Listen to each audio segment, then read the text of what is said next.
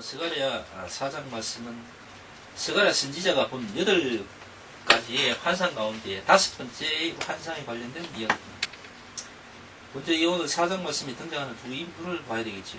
스가랴 선지자는 당연히 있는 것이고 그 외의 두 인물은 여호수아와 그리고 스룹바벨 맞죠? 이 두 사람이 오늘 등장합니다. 그리고 오늘 이 말씀 가운데 아무래도 환상을 이야기하는 대목이다 보니까 본문 내용이 그러다 보니까 우리가 직설적으로 바로 이해하기 어려운 부분들이 당연히 있겠죠. 그래서 비유로 하신 말씀, 비밀로 바꿔 하신 말씀, 그것을 잠시 먼저 몇 가지만 살펴보고 하나님 말씀에 대해서 이야기해 보도록 하겠습니다. 먼저 순금등대가 나오죠. 2절에 보면 그가 내게 묻되 네가 무엇을 보느냐? 내가 대답하되 내가 보니 순금등대가 있는데 이렇게 되어 있습니다. 순금등대란 말은 오늘날 신약시대, 은혜시대, 이 시대의 교회를 이야기하는 겁니다. 그리고 7절 말씀 또 볼까요? 큰 산아 네가 무엇이냐? 내가 스룹바벨 앞에서 평지가 되리라 이렇게 되어 있죠.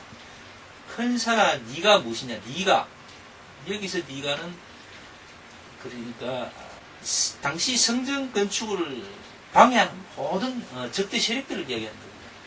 그것을 두고 네가라고 표현합니다. 그러니까 하나님께서 천사의 입을 빌어서 지금 스가랴에게 들려주시는 거죠. 당시에 지금 1차 포로 귀환이 되어서 돌아온 사람들이 이스라엘 백성들이 성전 건축을 시도합니다.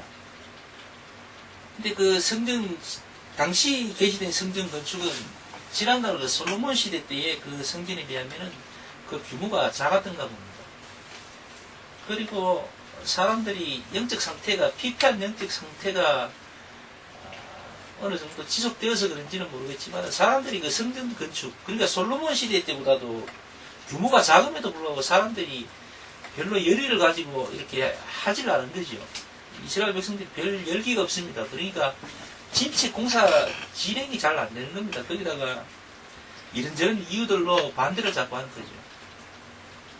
그 중에 반대되는 이유가 오늘 본문 말씀에 보니까 규모가 작다 보니까 자기 조상들이 했던 그 솔로몬 때의 그 건축보다 규모가 작다 보니까 별로 하나님께서 기뻐하지 않으실 거라는 그런 엉뚱한 상상들이 믿음으로 사람들에게 다가간 거죠. 좀 더 크고 막 웅대하고 그렇게 해야만이 뭔가 하나님께 드려지고 하나님께서 기뻐하실 거라는 그런 생각들을 하는 겁니다. 사람은. 요즘도 마찬가지 아닙니까? 교회가 좀 더 크고 웅대하면서 많은 사람들이 집결해서 찬양을 하고 찬송을 하면서 예배를 드려야 그것이 교회고 예배고 진정한 하나님이 교회라서 하나님이 기뻐하실 거예요. 이렇게 사람들은 오해하고 착각을 하는 겁니다. 하나님이 교회라는 것은 그게 아니죠. 아니야말로 그렇게 큰 규모의 큰 대단한 그런 교회에 예수님이 안 계시면 그건 교회가 아닌 거죠. 그와 마찬가지입니다. 하나님의 교회는 하나님을 정말로 신령과 진정으로 주라고 생각하는 자들, 그런 건남 자들의 모임을 얘기하는 거죠. 단순히 그렇게 큰 건물이나 많은 사람들의 숫자, 그거와는 상관이 없는 겁니다. 별 의미가 없는 거죠. 지금 이스라엘 백성들이 바로 그걸 지금 그런 아주 엉뚱한 생각에 빠져 있는 겁니다. 자기 조상 때 그 솔로몬이 건축한 그 큰 성전에 비하면 터무니없이 작다는 생각을 가진 거예요. 그러니까 하나님께서 내가 열심히 나서서 관여해봐야 하나님께서 받으시지도 않을 거고 기뻐하실 것 같지가 않은 거예요. 자기들이 보기에는. 그래서 지금 이 천사를 통해서 하나님은 스가랴에게 말씀을 하는 겁니다. 착각하지 마라. 내가 생각하고 내가 관여하고 내가 역사하는 그 일에 나는 기뻐할 것이고 그것이 나는 내 영광을 나타낼 것이고 거기에 관련된 사람을 나는 기억할 것이다. 이렇게 하나님은 이야기하는 거죠. 지금 이스라엘 백성들에게 하나님은 분명히 스가랴를 통해서 경고하고 계신 겁니다. 너희들의 생각은 잘못됐다.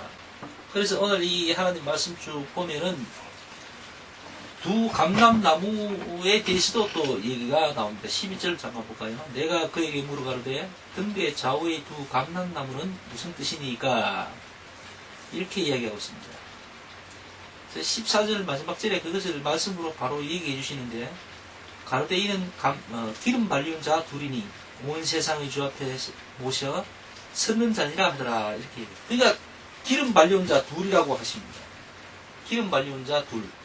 결국 여기에 오늘 본문 말씀 내용을 전체적으로 보면은 두 감람나무, 즉 기름 발리운 자 둘, 이는 하나는 당시 대제사장으로 있던 여호수아를 이야기하는 거고, 또 하나는 당시 정치적 기둥이자 리더인 스룹바벨을 이야기하는 거죠. 하나님은 이 두 사람에게 힘을 주시는 거죠. 그들과 함께 하신 거죠. 그러니까 많은 이스라엘 백성들이 이 성전 건축에 별 의미나 또 관심과 또 열성을 나타내지 않으니까 두 사람이 굉장히 어려움에 처해 있는 상황이죠. 그래서 하나님께서는 내가 너희들 둘과 함께 하고 있고 너희 둘을 내가 밀어주고 있으니까, 너희들이 등 뒤에서 내가 밀고 있으니까 너희는 걱정하지 마라 이거예요. 그러면서 오늘 이 말씀을 통해서 하나님께서는 분명히 말씀하십니다. 죄에 대해서는 분명한 대가를 줄 것이고, 회개하고 돌아온 자에게는 하나님의 영광의 은혜를 베풀 것이다. 이렇게 지금 분명하게 전체적으로 하나님 말씀은 얘기하고 있습니다. 하나님은 언제나 그렇듯이 그 사람이 누구이든 상관하지 않으시고 죄에 대해서만큼은 분명하게 그 값을 치르고 계신다. 그리고 회개하고 돌아오라고 항상 하나님은 기다리고 계십니다. 언제나 그러셨습니다. 결국 오늘날 우리가 바라봤을 때에 이 순금 등대라든가 이런 모든 것들은 또 기름 발리운 자 여호수아나 스룹바벨, 이 모든 것들은 결국은 우리 주 예수 그리스도의 예표자들이며 예표인 것이죠. 예수님께서 오셔서 모든 것을 완성하시고 심판하시고 걸러내사 당신 백성들을 온전히 영원한 생명으로 이끄신다는 것, 그걸 이야기하는 겁니다. 그 약속들, 그것을 기억하시고 실행하시겠다는 하나님의 의지를 지금 오늘 이 말씀을 통해서 하나님은 이야기하고 있는 것입니다. 그러니까 우리에게 이 말씀을 전해주고 있는 거예요.